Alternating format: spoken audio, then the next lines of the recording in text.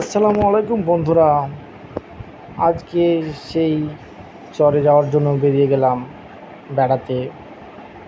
যেতে যেতেই একটা ফাঁকা মাঠ পেলাম, শুধু মাঠ আর মাঠ, বাড়ি টাড়ি কিচ্ছু নেই। বলতে বলতেই চলে আসলাম সেই ঝিলে, যে সাহেব ক্যাম্প পেরিয়ে শুধু পানি আর পানি। এটা বে সাহেবের লঞ্চ, এটাতেই যাতায়াত চলাচল করে এবং নৌকাতেও যায়। মাঝিরা সব নৌকা সাজছে এবং কিছু মানুষ বেড়াতে এসেছে আমাদের মতোই। এই উঠে পড়ছি, এবার যাব কাহারপাড়া।